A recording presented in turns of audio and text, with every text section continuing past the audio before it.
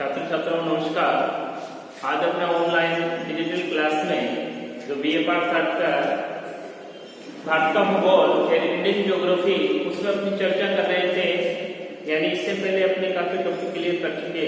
तो अपना जो आज का जो टॉपिक है वो है खनिज संसाधन यानी मिनरल रिसोर्सेज। खनिज संसाधन, खनिज संसाधन ये खनिज संसाधन है। तो खनिज संसाधन यानी मिनरल रिसोर्स है।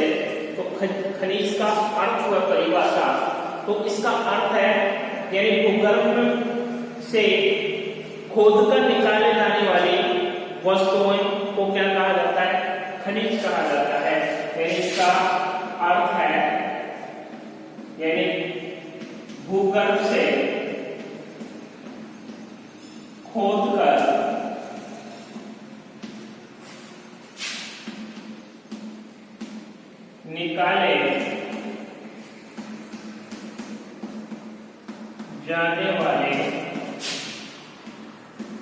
पदार्थ को खनिज कहा जाता है। खनिज कहा जाता है यानी भूगर्भ से खोदकर निकाले जाने वाले पदार्थों को क्या कहा जाता है? खनिज कहा जाता है। तो खनिज प्राकृतिक रासायनिक तत्व या यौगिक हैं जो मुख्य अजैविक क्रियाओं से बनते हैं। यानी खनिज प्राकृतिक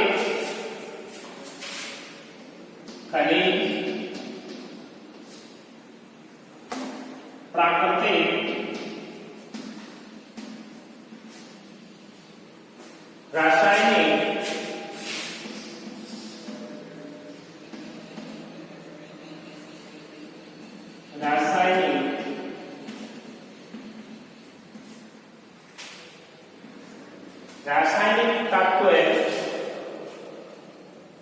प्राकृतिक रासायनिक तत्व यौगिक हैं। तत्व या यौगिक हैं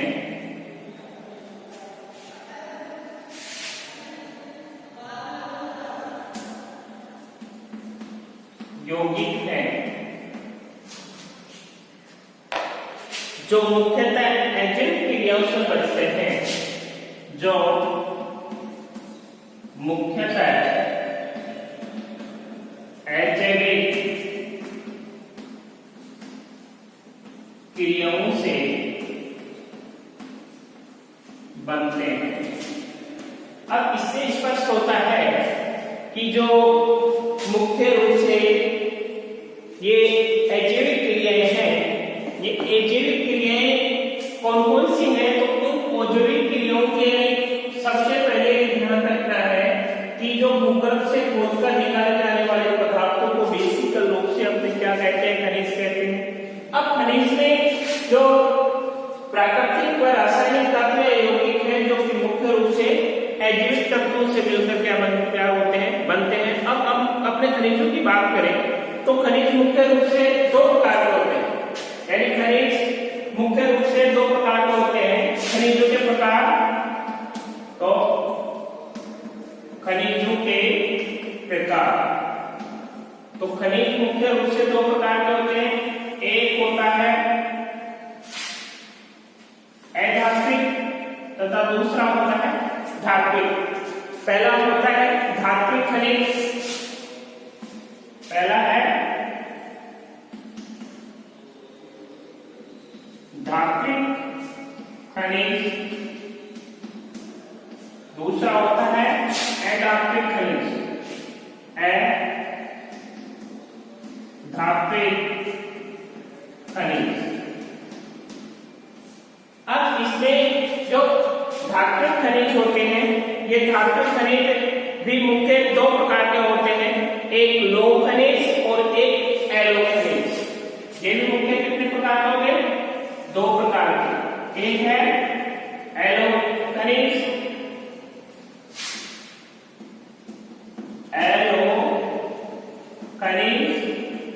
और दूसरा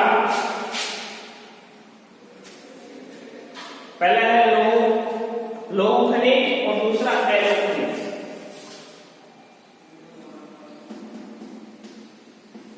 लौह खनिज व दूसरा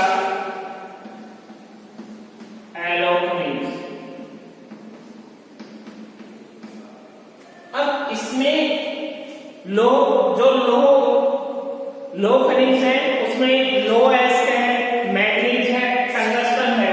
इसमें कौन कौन से आते हैं?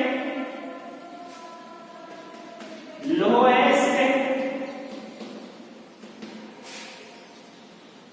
लोह एसिड है और लोह एसिड के बाद में जैसे मैग्नीज, टंगस्टन,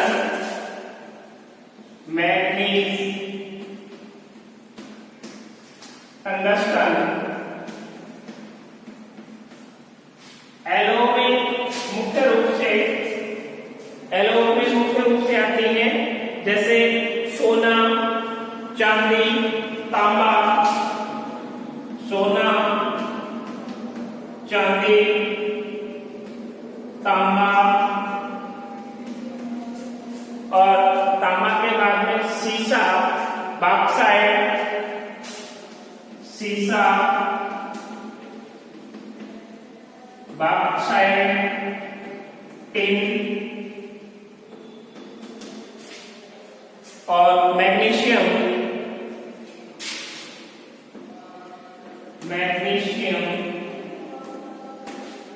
ये मुख्य रूप से यानी खनिजों को कितने भागों में बांटा गया है? 2 भागों में बांटा गया है। एक है धात्विक खनिज, दूसरी है अधात्विक खनिज।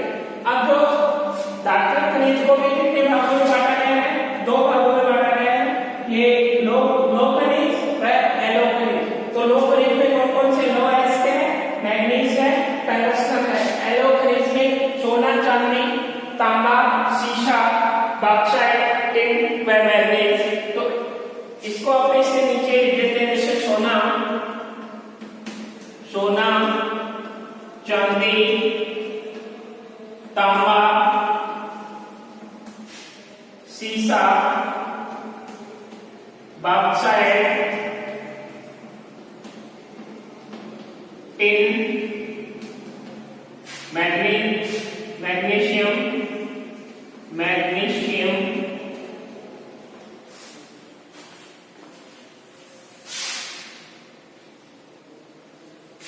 यानी ये हो गए एलो खनिज। अब हमने अधात्विक खनिजों का वितरण प्रस्तुत करते हैं। तो अधात्विक खनिज भी 2 प्रकार के होते हैं, कार्बनिक या ईंधन खनिज। इनको भी 2 भागों में बांटा गया है। तो पहला है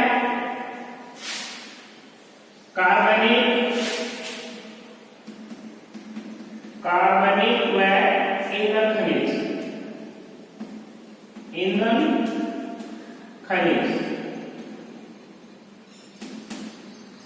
दूसरा है इसी में ये अकार्बनिक या अन्य अधात्विक खनिज। अकार्बनिक या अधात्विक खनिज। तो इसमें कार्बनिक व ईंधन। तो कार्बनिक का मतलब होता है जिसमें कार्बन पाया जाता है, यानी जलाने के पश्चात उसमें से क्या निकले? धुआं निकले, यानी कार्बन निकले। वो कौन से है? कार्बनिक व ईंधन खनिज। तो कार्बनिक में सबसे पहले अपने बात करते हैं तो कार्बनिक में जैसे कोयला है, पेट्रोलियम है, कोयला,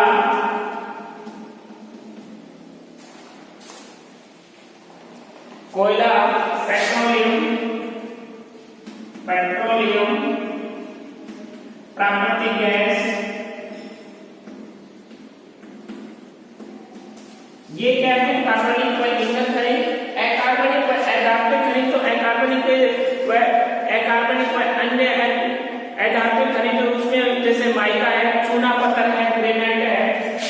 माइका, चूना पत्थर, ग्रेनाइट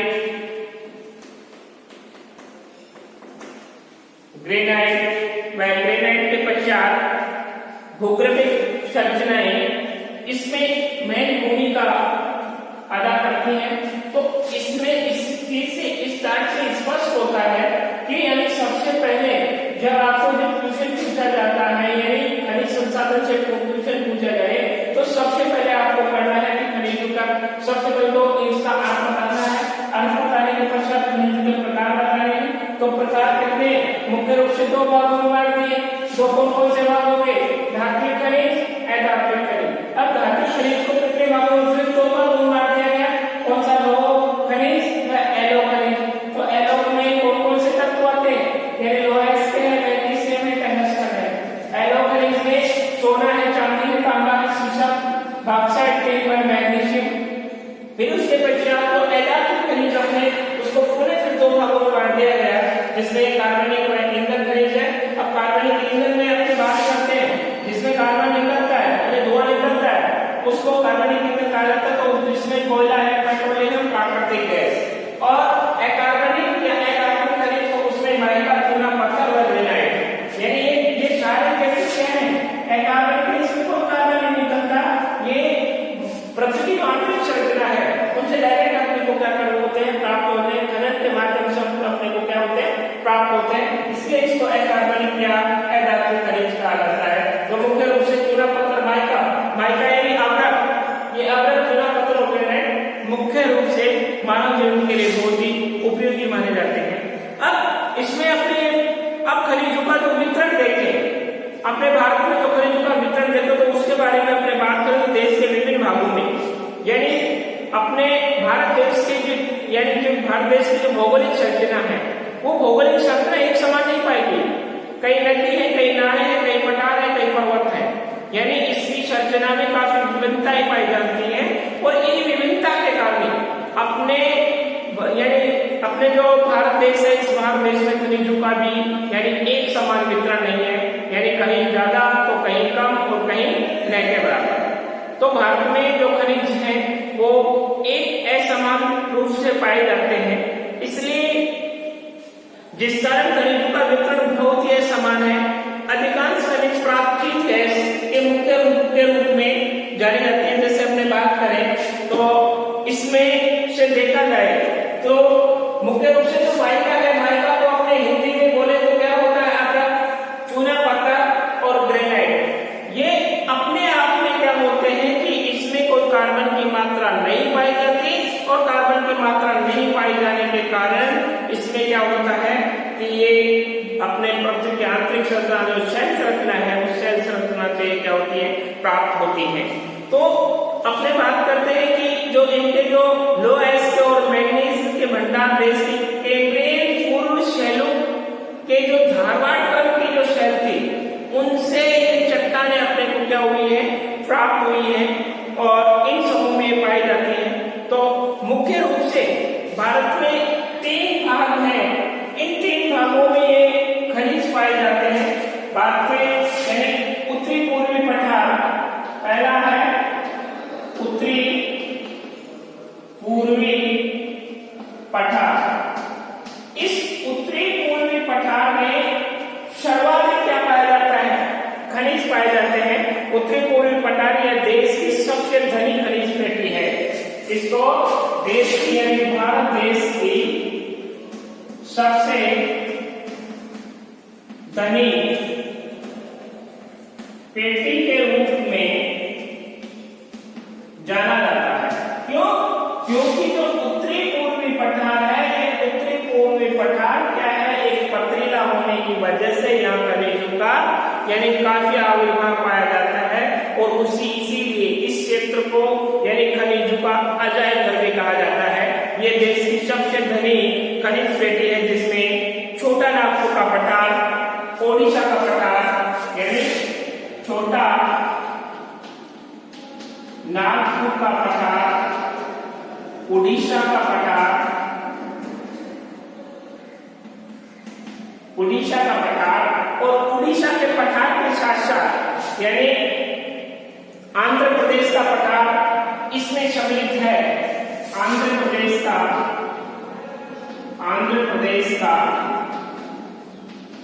पठार इसमें सम्मिलित है। यानी कौन से वाले में? उत्तरी पूर्वी पठार में। उत्तरी पूर्वी पठार में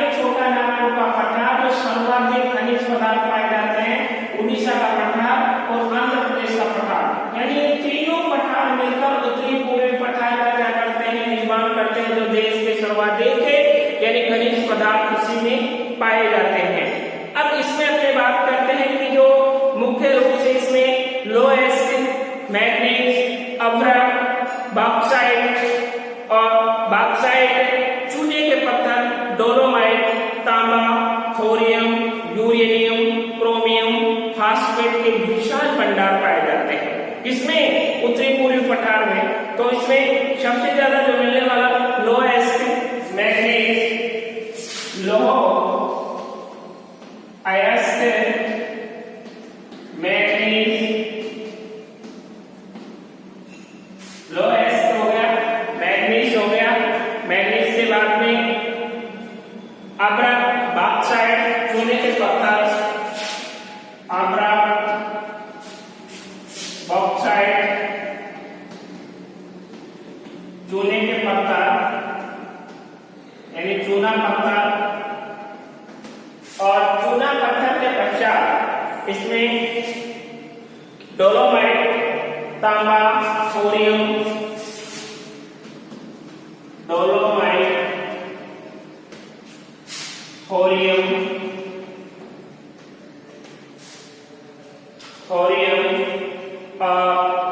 यूरेनियम, क्रोमियम,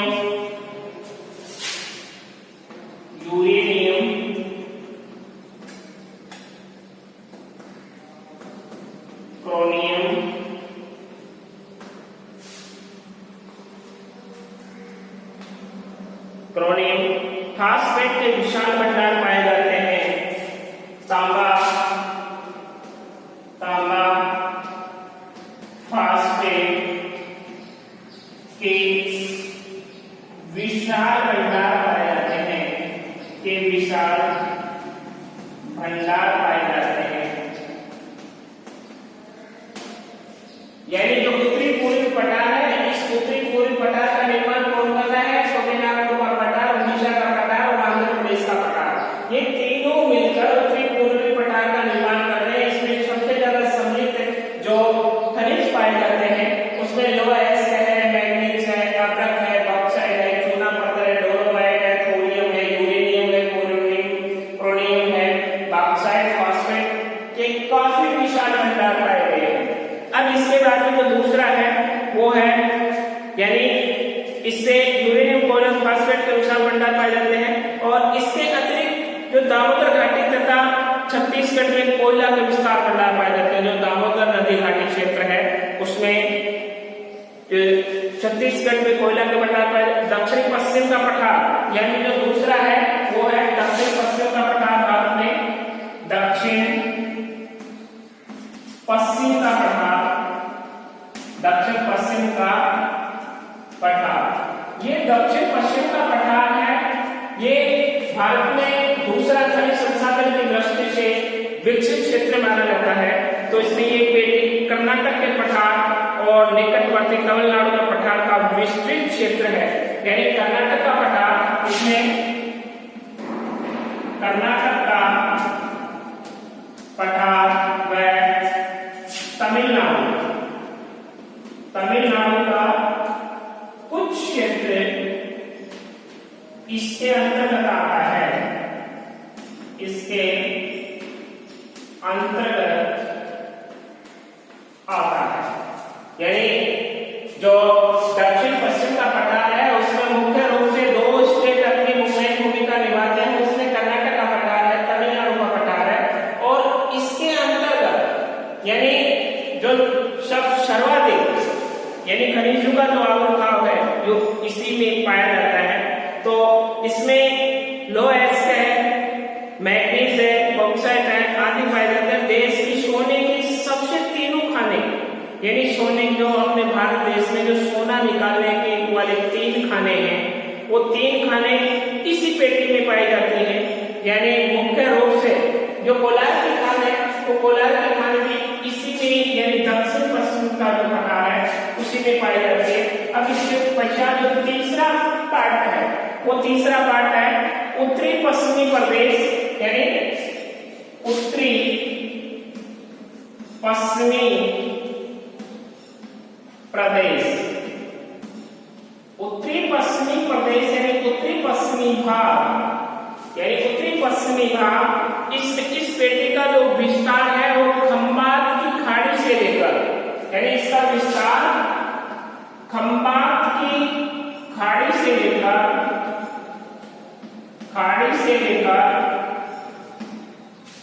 यानी खंबात की खाड़ी से लेकर राजस्थान में अरावली की श्रेणी तक फैला हुआ है। राजस्थान में अरावली की पहाड़ियों का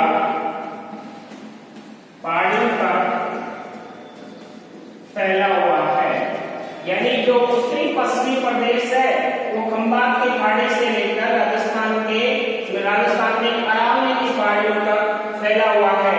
इसलिए जो राजस्थान में अरावली की पहाड़ियों में, यानी राजस्थान को भी खनिजों का अजायब इसीलिए कहा जाता है।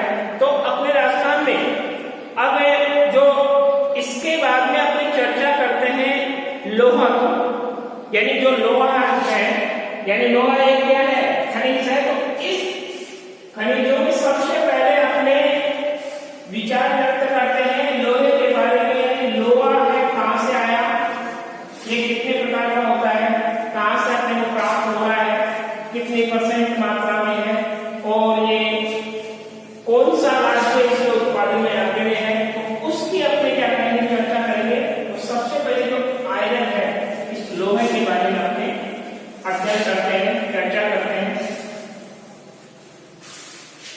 यानी लोहा, आयरन, तो ये जो लोहा है, ये लोहा आज की सभ्यता की क्या माना जाता है, रीढ़ माना जाता है।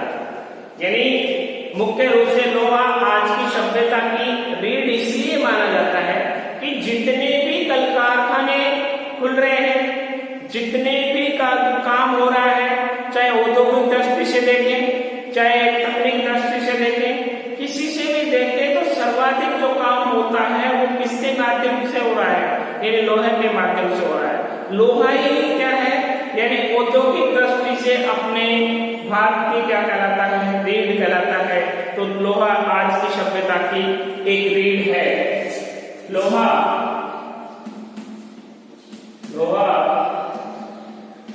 आज की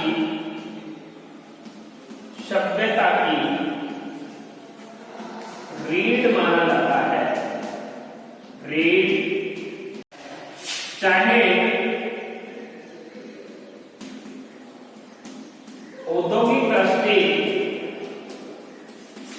से देखें या किसी भी अपने एंगल से देखें, चाहे औद्योगिक विकास की आधारशिला, औद्योगिक विकास की आधारशिला है, यानी ये क्या है, औद्योगिक विकास की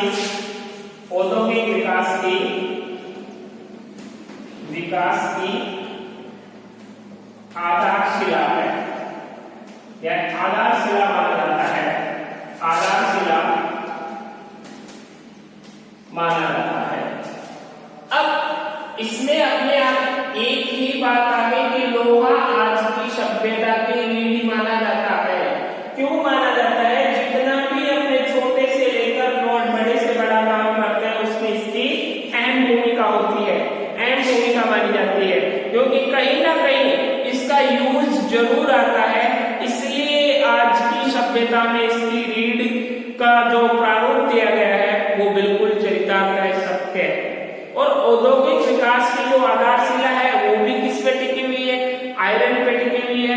तो लोहे की जो मुख्य विशेषता है उनकी अपनी चर्चा करते हैं। तो लोहे की विशेषताएं, लोहे की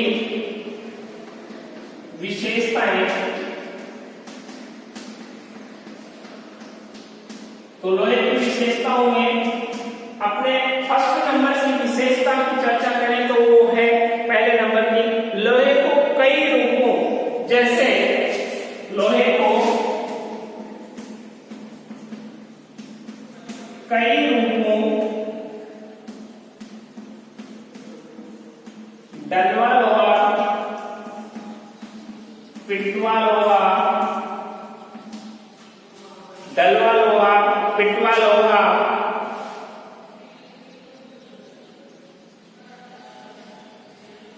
डलवा लोहा हो गया, पिटवा लोहा हो गया, चुंबकीय लोहा,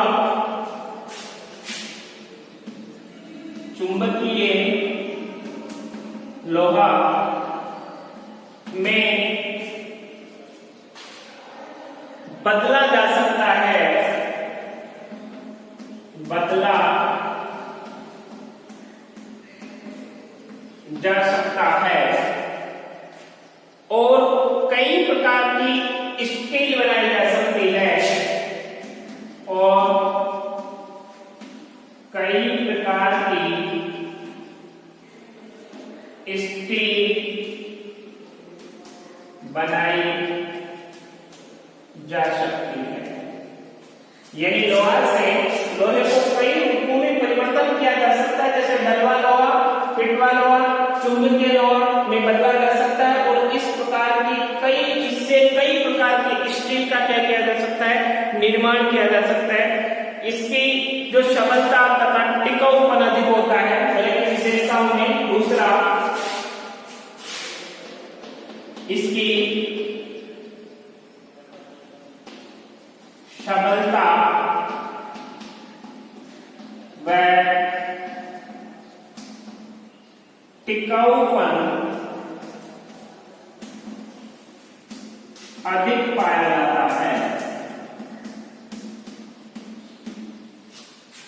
यानी इसकी सबलता व टिकाऊपन अधिक पाया जाता है। थर्ड, इसका यदि अपनी विशेषता के बारे में चर्चा करें तो थर्ड विशेषता है, यानी यह कठोर होता है। यानी लोहा क्या होता है, कठोर होता है, लोहा कठोर होता है। और विशेषता है इसकी, यानी इसको पीटकर इसकी चादरें बनाई जा सकती हैं। यानी लोहे को पीटकर इसकी चादरें बनाई जा सकती हैं, वह तार भी बनाए जाते हैं। पांचवी विशेषता है इसमें चुंबकीय गुण पाया जाता है। पांचवी विशेषता, इसमें चुंबकीय गुण पाया जाता है, जिसके कारण ये एक यानी दूसरी वस्तु को अपनी ओर क्या कर सकती है, आकर्षित करती है। छठा है, पुराने लोहे को पुनः गलाकर काम लाया जा सकता है। यानी पुराने लोहे को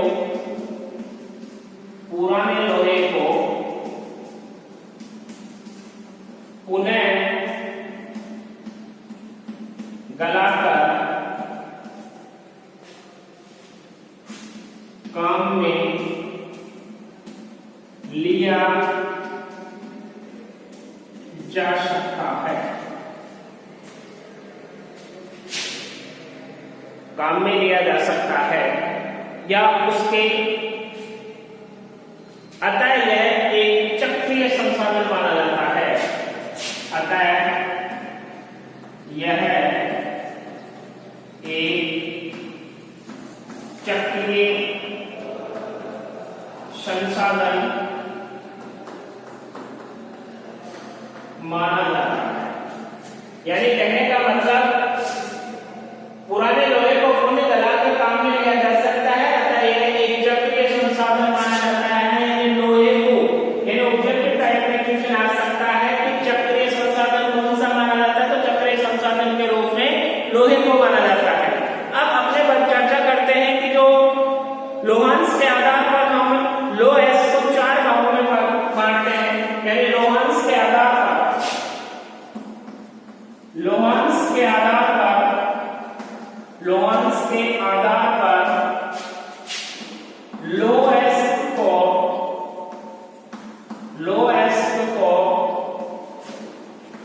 चार भागों में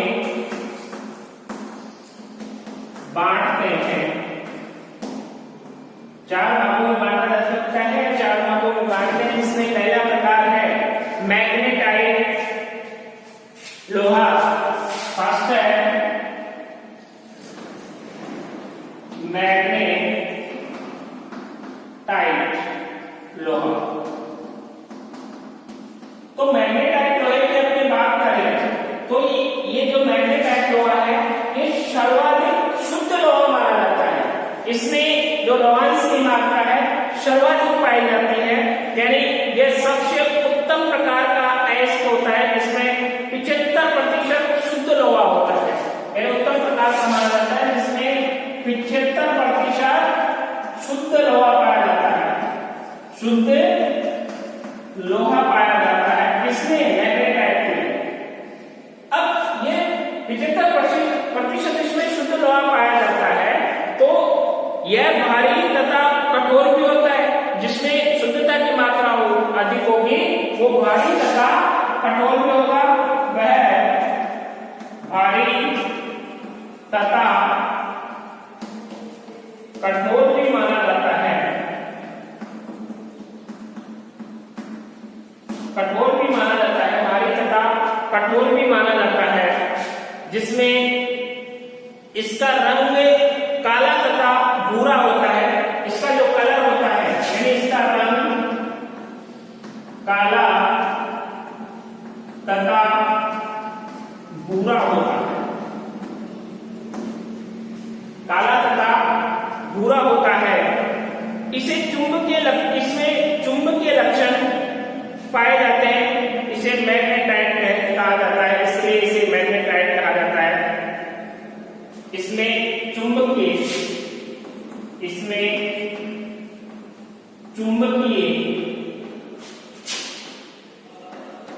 गुण पाए जाने के कारण इसे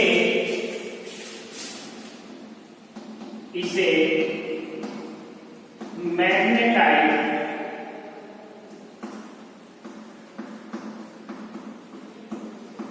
कहा जाता है। चुंबकीय गुण होने के कारण इसे मैग्नेटाइट कहा जाता है। यह अधिकतर आग्नेय चट्टानों में पाया जाता है, जो तमिलनाडु व कर्नाटक में।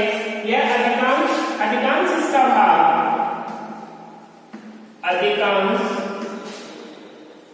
आग्नेय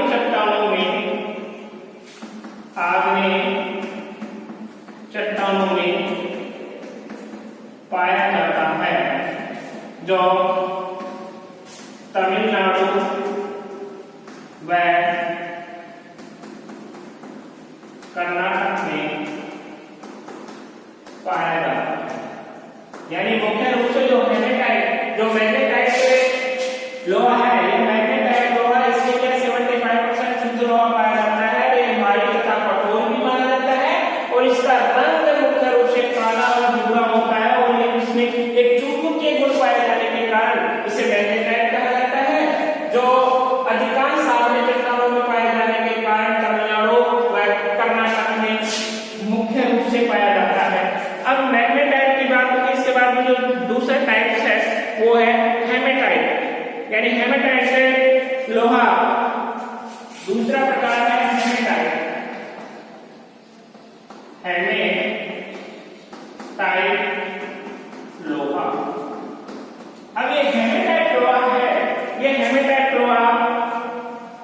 हेमेटाइट शब्द एक यूनानी भाषा के शब्द से बना है। यह शब्द यूनानी भाषा के शब्द से बना है,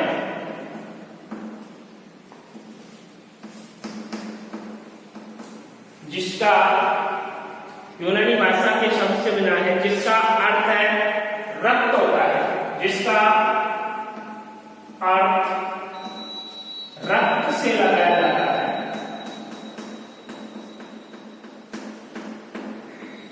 यानी खून से लगाया जाता है, रक्त से लगाया जाता है। तो जहां रक्त का नाम आ गया, तो रक्त का नाम आते ही हेमेटाइट जो लोहा है उसका रंग कैसा होगा?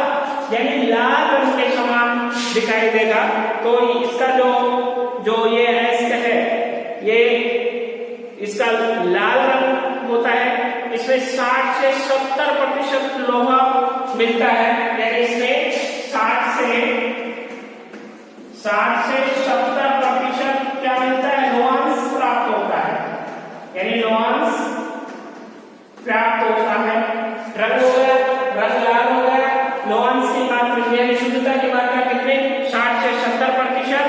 और इसकी जो मुख्य है यह प्राय औषधि चट्टानों में मिलता है, यानी इसका जो मिलने का वो कौन सा है, वो कौन सी चट्टानों में मिलता था, वो आगे चट्टानों में, और ये औषधि चट्टानों में, औषधि चट्टानों में ये क्या होता है, प्राप्त होता है। तो औषधि का मतलब होता है जहां फॉसिल्स पाए जाते हैं, जहां अवशेष पाए जाते हैं, अवशेष किनके, यानी वनस्पति के जीवांश पाए जाते हैं, उसको क्या कहा जाता है, औषधि चट्टान कहा जाता है। औषधि चट्टानों में कौन सा आपको लोहांश मिल रहा है, वो है हेमेटाइट, जिसका रंग कैसा है, लाल है, जिसमें शुद्धता की मात्रा कितनी है, 60 से 70% पाई जाती है। अब इसमें अपने मुख्य रूप से ये मिलता है भारत में, इस लोहे के भंडार झारखंड, उड़ीसा तथा छत्तीसगढ़ में पाया जाता है, यानी झारखंड, छत्तीसगढ़ व उड़ीसा में पाया जाता है। कौन सा, हेमेटाइट। तीसरी टाइप से इसकी, यानी जो लोहे की तीसरी टाइप है वो है लिमोनाइट, लिमोनाइट कोला, लिमोनाइट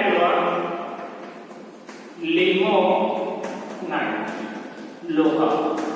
तो इस लिमोनाइट में 40 से लेकर 60% लोहांश की क्या पाई जाती है, शुद्धता पाई जाती है, यानी 40 से 60% इसमें क्या लोहांश की शुद्धता पाई जाती है। और यह ऐसे पश्चिमी बंगाल में जो रानीगंज कोयला क्षेत्र है, उस पश्चिमी बंगाल में